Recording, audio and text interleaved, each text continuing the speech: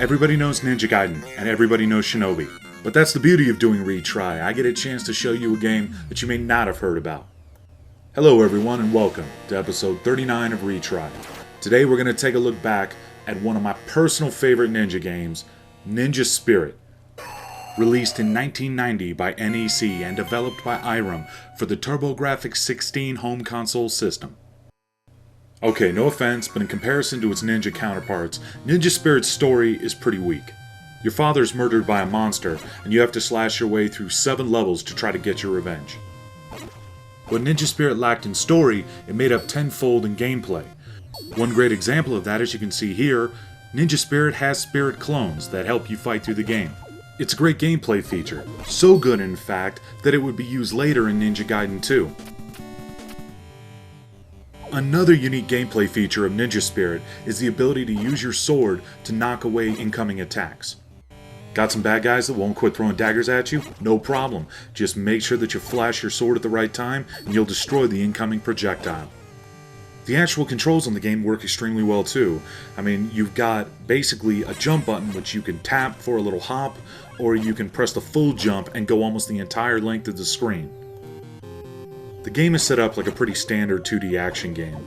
You basically just move through the level, slashing everything that moves, kill everything, and then get to the boss and beat it to move on. The 7 levels of Ninja Spirit take you on a journey through all the standard ninja levels that you would expect. Your quest for revenge will take you throughout feudal Japan, hacking and slashing your way through forests, swamps, temples, and cliffs. And here we go, time for the very first boss fight. I usually like to just sit tight here because I can deflect those throwing daggers. I'm not doing such a hot job right now, but it usually works pretty well. Pretty soon it's going to be time to fight the big dog here. I'll tell you, all these bosses are so much more difficult if you don't have both of your spirit clones. Having those 2 Shadow Warriors to assist you just helps exponentially. You can see here, I just pretty much just stand in place and completely own this boss.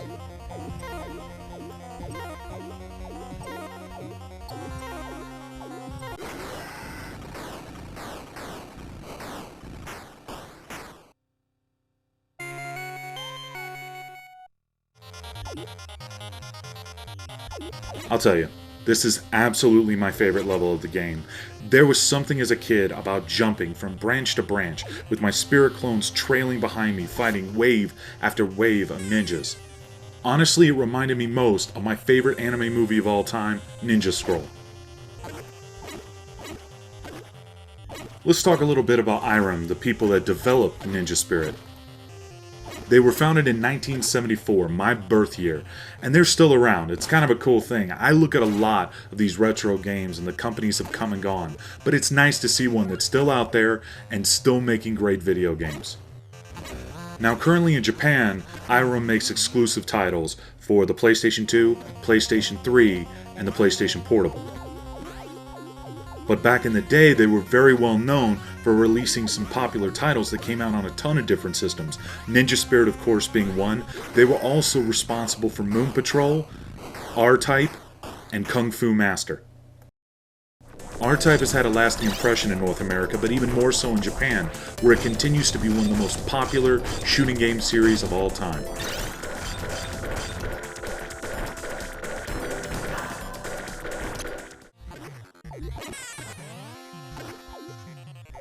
So why don't more people know about this great title? Well, I think to know that, you have to talk a little bit about the system it came out on, the TurboGrafx-16. NEC, the company behind the TurboGrafx-16, had a lot of problems trying to woo potential Japanese game developers like, say for example, Konami or Capcom into making games for their system. Nintendo forced companies that were developing for their system to sign an agreement. Now, this agreement was later deemed to be illegal, but you know what? It did its damage. So if you're Capcom and you make a game for Nintendo, you have to wait 2 years before you can release that game on any other system. And by the time you could, odds are the game was no longer relevant. It became a self-fulfilling prophecy. Developers didn't want to make games for the TurboGrafx-16 because they had a small library and a small fan base, but this was because they didn't have the same selection of games as Nintendo. The majority of games that were released for the TurboGrafx-16 were made by only two companies, Hudson Soft and NEC themselves. When I was a kid, this was the first level that made me think, holy crap, this game is crazy. Even now when I play it, I don't stop. I just keep running, trying to get to the end as quickly as possible. Those hooks that those purple ninjas are firing kill you in one hit. I will say though, being able to run full speed across the ceiling is really insanely badass. The other major problem with the TurboGrafx-16 console system was that the starting price was $400.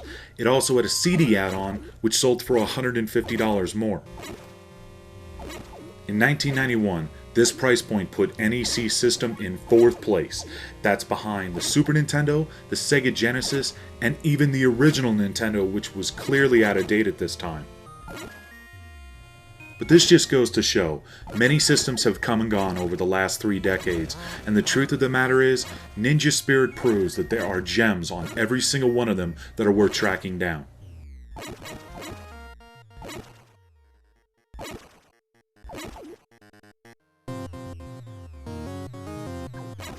Now's as good a time as any to talk about 2 of my small pet peeves with Ninja Spirit. The first being, you only get one chance to kill a boss. If you fail to do so and die, you go all the way back to the beginning of the level. It's especially difficult on some of the more challenging platforming levels like this one. I mean seriously, what the hell? Almost all great video games, if you die on the boss, what do you get to do? You start at the boss with the next life. See that number in the top right corner? You see, that's how many hits I can take. Sort of. Some enemies just straight up kill you in one hit, and you know how you find that out? You find it out once you're dead. It would have been nice if the game made it more clear what was immediately lethal, so you could kind of avoid it better. Although this game did come out on a bunch of other systems, there was an arcade version, it came out on the Amiga, the Amstrad CPC, the Atari ST, Commodore 64, hey, a lot of the same systems that Bubble Ghost came out on. I'd like to share an interesting piece of trivia with you. The TurboGrafx release of Ninja Spirit scored a perfect 10 out of 10 when reviewed by Electric Gaming Monthly. It was the first game in the history of their magazine where any game had achieved a perfect score. Even though I love this game, there is no way I could give it a 10 now. Looking back at it, it's just missing that epic story that Ninja Gaiden had. But going back to play this game and having so much fun with it after so many years, it's easy to see why the EGM reviewers felt the way they did. So you want to give this perfect 10 a shot? Ninja Spirit was released in 2007 for the Nintendo Wii Virtual Console. If you ever enjoyed any of the more popular Ninja games, Ninja Spirit is definitely worth a playthrough. It's one of the best TurboGrafx-16 games of all time.